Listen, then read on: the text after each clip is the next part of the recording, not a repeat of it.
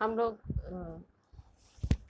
Continue करते हैं अपने रूल टॉपिक से। तो मैं आपको बता रही थी कि एग्जांपल ये है कि जैसे अगर आपको ऑर्गेनाइजेशन में ये बोला गया है कि आपको फॉर्मल यूनिफॉर्म में आना है, तो फिर वो एक रूल है कि आपको भी फॉर्मल यूनिफॉर्म में आना है। ठीक है, तो ये इस तरह के रूल जो होते हैं वो आपके रिजिड फॉर्म में होते हैं, उनका बिहेवियर रिजिड होता है और उन्हें स्ट्रिक्टली फॉलो करना होता है। ठीक है, अब हम अपने नेक्स्ट पॉइंट पर आते हैं, that is the programme. Programme is a single use plan. आप अक्सर देखते हैं अगर कोई प्रोग्राम आपने एक बार सेट किया है तो उसे बार बार अप्लाई नहीं कर सकते आप, कि हर जगह आप उसी प्रोग्राम को करेंगे। हर प्रोग्राम की अपनी एक टाइम लिमिट होती है। ठीक है, तो programme are the combination of objective, policy, procedure and rules, and all these place together form a programme. अब फीचर क्या क्या है इसके? Gamut of all activities. Gamut means होता है डिटेल ऑफ ऑल एक्टिविटीज़, मतलब एक जैसे बोलते हैं ना सरगम, जैसे गैमेट हम लोग गाना गाते हैं तो सात सुरों का जो मेल होता है उसे हम गैमेट बोलते हैं। तो gamete of all activities involve objective, procedure, policy and rule and detailed statement about the project ensures systematic working in an organization. Primary program is prepared by the top level. ठीक है, तो ये programme जो है वो हमारे single use है। आपके exam construction of shopping mall है, ओपनिंग ऑफ न्यू डिपार्टमेंट है, ये सारे आपके एग्जाम्पल हैं किसके? प्रोग्राम के। तो ये सारे जो हमने एबव पॉइंट्स पढ़े हैं उनका जो कॉम्बिनेशन होता है वो हमारा होता है प्रोग्राम। ठीक है, और सारा प्रोग्राम सेट करने के बाद जो नेक्स्ट स्टेप आता है that is called the budget. तो सिंगल यूज प्लान ये भी होता है। तो budget is the statement of expected result express in a numerical term. जितना भी हमने जो स्टेप फॉलो किए हैं उसको न्यूमेरिकल टर्म में एक्सप्रेस करने के लिए हम लोग बजट तैयार करते हैं। ये भी सिंगल यूज़ प्लान इसलिए होता है कि एक प्रोग्राम के लिए एक ही बार बजट तैयार होता है। वो बजट हर स्टेप या हर ऑर्गेनाइजेशन के लिए सेम नहीं रहेगा, वो हमेशा चेंज होता रहेगा। ठीक है, तो budget is the statement of expected result express in a numerical term. Budget are prepared by manager at every level and lower level manager generally prepare operational budget features expressed in a numerical term controlling device from which deviations are taken care of and provide standard or expected result। देखिए जो आपका budget होता है वो basically कैसे हम लोग find out करते हैं? कंट्रोलिंग जो फंक्शन है मैनेजमेंट का उसके थ्रू। कंट्रोलिंग की मीनिंग ही ये होती है comparison between the plan performance and actual performance. तो इसको कुछ टेक्निक्स होती हैं उसके थ्रू हम लोग बजट को प्रिपेयर करते हैं। ठीक है, कंट्रोलिंग में बहुत सारी ऐसी टेक्निक हैं, आप 8 चैप्टर में आप पढ़ेंगे, स्टेप्स होते हैं कंट्रोलिंग के, तो वो हम बाद में डिस्कस करेंगे। अभी आप ये समझ लीजिए कि कंट्रोलिंग होता है एक डिवाइस होता है जो हमारा बजट तैयार करता है न्यूमेरिकल टर्म में। तो आज की क्लास में हमने जो है कौन कौन से स्टेप पढ़े, मेथड पढ़ा, जो आपको टैगलाइन मिलेगी best way of doing job. ठीक है, और आपके ये स्टैंडिंग होता है मेथड, एक बार आपने अप्लाई किया तो बार बार उस सिचुएशन में आप अप्लाई कर सकते हैं। रूल्स हैं, कई बार के लिए बनाए जाते हैं, मतलब आप उससे रिपीटेटिव वे में यूज़ कर सकते हैं। प्रोग्राम है, सिंगल यूज़ होता है, एक प्रोग्राम एक ही बार अप्लाई होता है ऑर्गेनाइजेशन में, और बजट भी सिंगल यूज़ प्लान होता है, एक ही बार अप्लाई होता है। ठीक है, इसके अलावा कल की स्लाइड में हमने कुछ पॉइंट्स पढ़े थे, that is objective, policy, strategy, ठीक है, प्रोसीजर, ये हमारे स्टेप थे।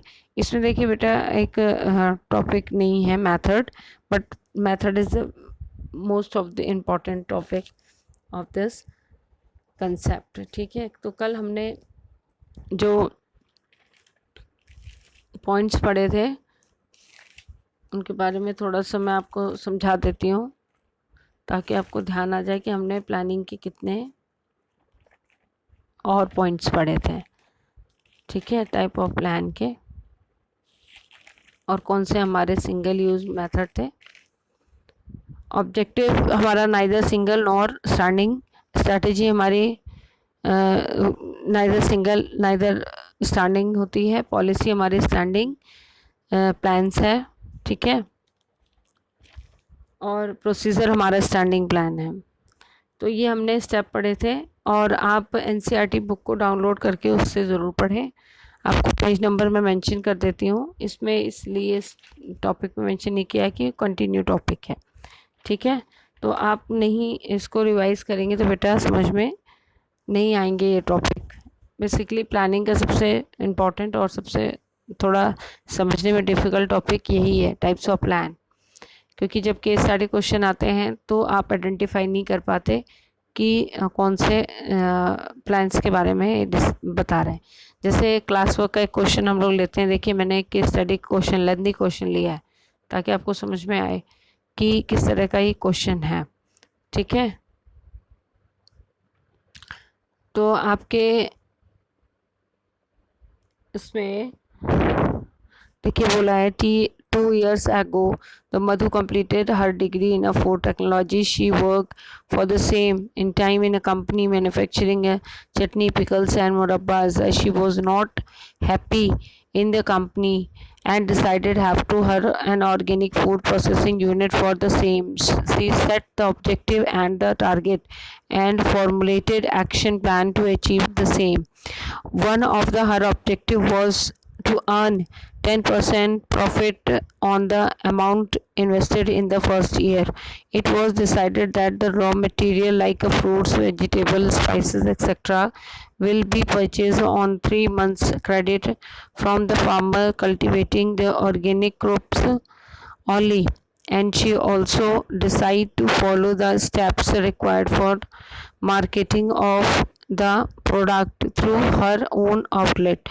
She appointed Mohan as the production manager who decided the exact manner in which the production activity are to be carried out, and Mohan also prepared the statement showing the number of workers that will be required in the factory throughout the year.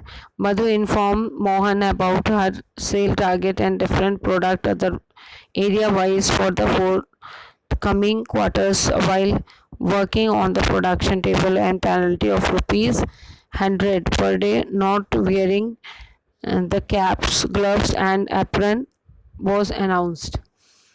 Quoting lines from the above para and identify and explain the different type of plans discussed, ठीक है। And दूसरा question है difference between all these any 4 point policy objective. ये तो आप direct question है, इसको कर लेंगे। अब आप एक बार ये क्वेश्चन दोबारा पढ़िए, समझिए, उसके बाद इसका आंसर आपको देना है, ठीक है। इसीलिए मैंने एक केस स्टडी क्वेश्चन आपका रखा कि आपको समझ में आए कि लेंथी क्वेश्चन किस तरह के आपके एग्ज़ाम में आते हैं। नहीं तो आप सोचते हैं कि बस बहुत इजी है, ठीक है।